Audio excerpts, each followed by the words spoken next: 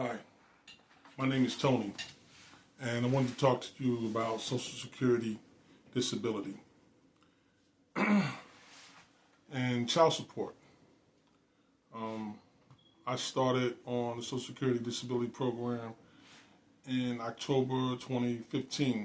I believe was my initial determination date. Um, I don't think I received a actual benefit payment for maybe about 6 months later. I don't recall. When you get your initial payment, there's usually a lump sum. That lump sum will be from the time that you uh, receive your first monthly payment back until your initial. I'm not sure if it's the application date or the date that they determined that your injury occurred. Um, so that your initial payment will be a lump sum payment, and then that first month. Okay, so for me personally, my lump sum payment was actually stolen. When back in 2015, they were still mailing out checks, and somehow in the mailing system, my lump sum, my check was stolen, and it took me about a year to actually recover it. That's neither here nor there. What I wanted to talk about was to let people know that there's two award amounts. There's a family award amount, and there's the award amount for you, the disability beneficiary, or the primary um, beneficiary. So, say for instance, your primary determination amount is $1,500 a month. There will also be a family amount. Let's say it's $2,300 a month. So if you have minor children, or I guess maybe oh, uh, if you have a dependent spouse, um, the difference between your amount, the 1,500, and the total family amount, in that case would be $800, will be split evenly between your minor, your spouse, or if it's just your children. However many children you got, each one will be allotted an equal amount. For those who have children by more than one partner, it's still the same. The same applies. Each child will get the same amount allotted to them, split evenly.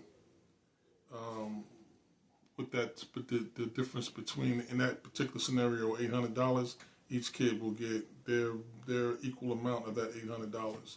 You just have to provide verification that you are the biological parent for those children, and also, or if you're the legal guardian for the child, they have to be minors, and they will get payments up until the time that you either determined and eligible for disability or they reach the age of 18. um, in my particular case, everybody's journey is different.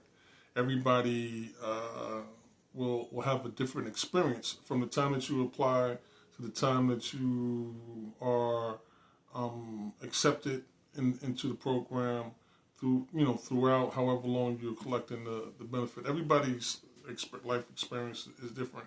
For mine, it's just been a hodgepodge of hiccups all along the way. One of the initial things that really rubbed me the wrong way is when I found out that I wasn't living. Me and my ex-wife had separated and divorced, and so my children were living in her household, and we had joint custody, but she had residential custody, and I was paying child support. So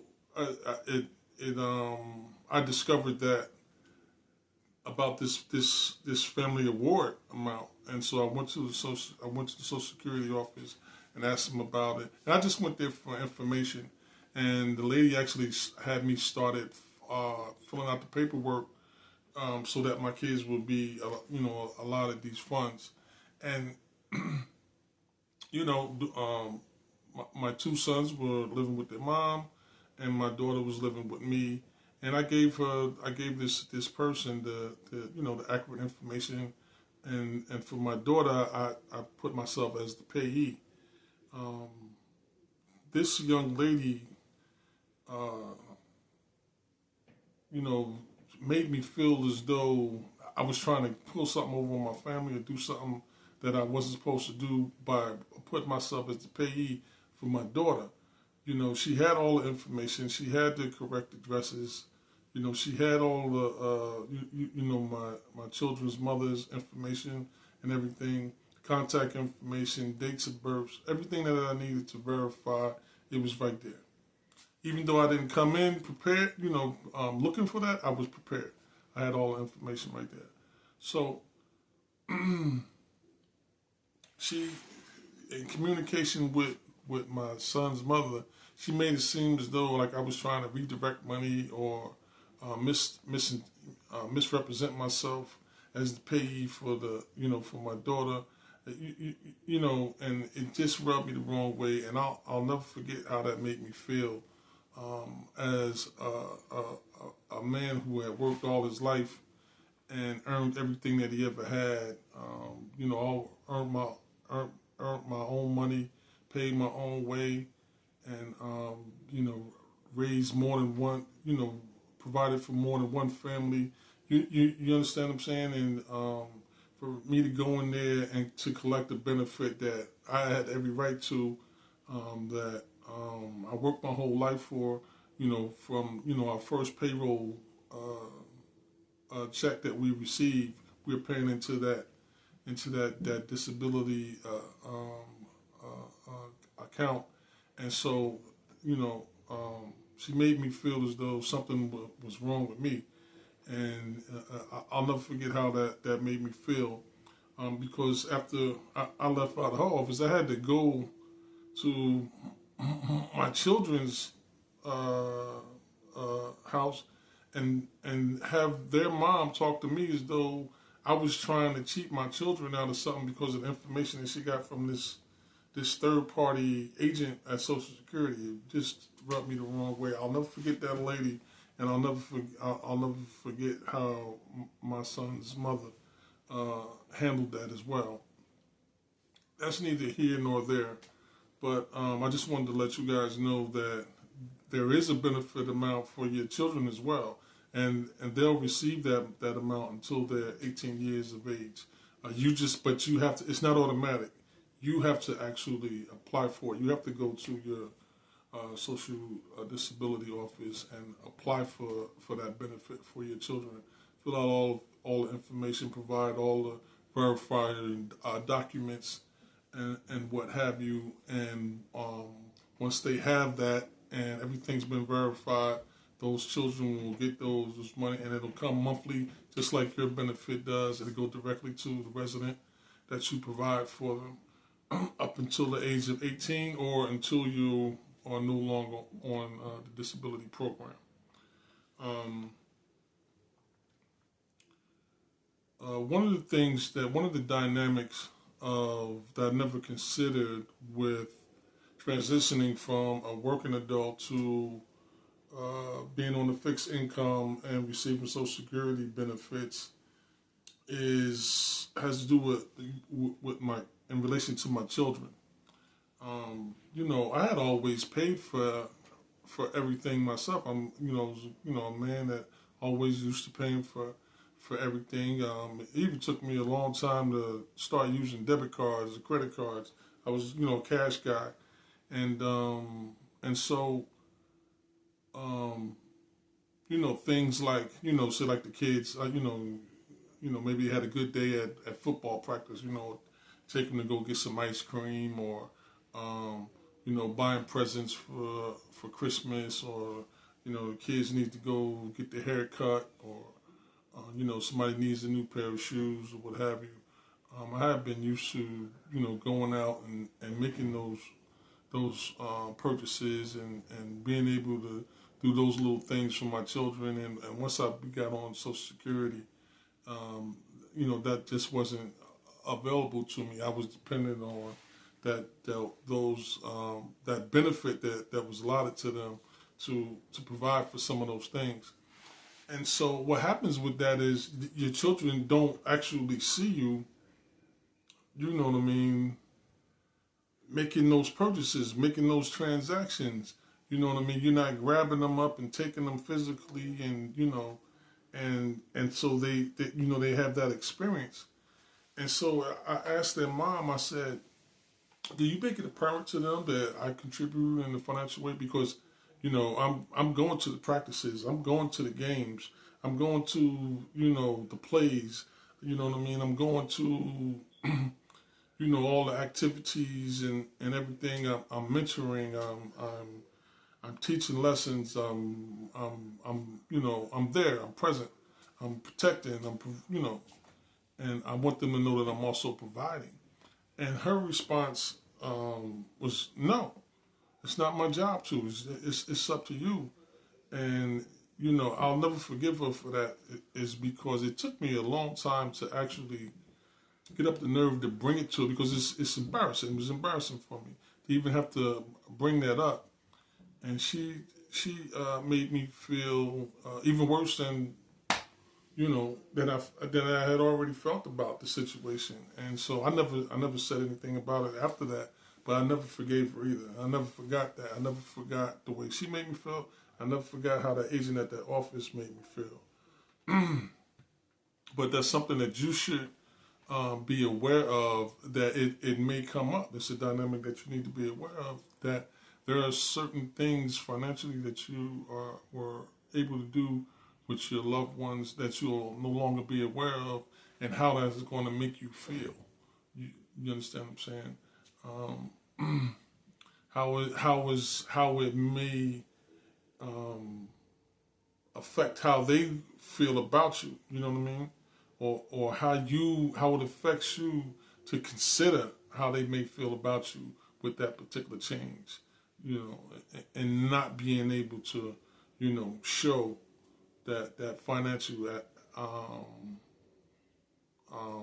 that financial activity like they may have been used to, or may want to see from you.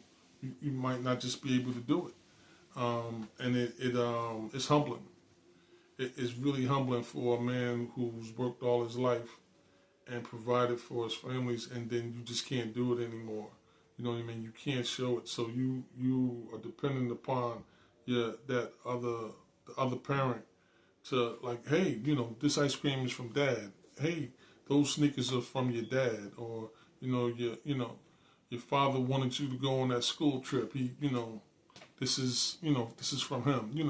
Every once in a while, just so I could save face, or so that you could save face. And then, and for those gentlemen out there who have custody of the kids, I'm sure the moms will feel the same way. Your mom does contribute. You know what I'm saying? She can't go into a purse and give it to you, but she allocates money, and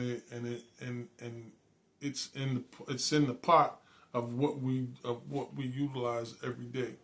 And that was a big issue for me, and I still hold resentment,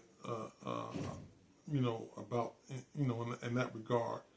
And I've never spoken to my son's mother about it, but I've spoken to them. I actually did. I was like, I asked them, what I mean, are you aware, what I mean? And for the kids' part, it's like, we don't care, where the stuff comes from. We love you anyway. But anyway, I just wanted you guys to know that Social Security disability has considered your children, and that there is a benefit amount that could be allocated for them. You just have to apply. You have to deliver the verifying information, and those monies will be allocated and sent directly to your children, whether they're in your custody, in your household, or if there's a they might be living with your partner. Okay, they'll go directly to that particular home.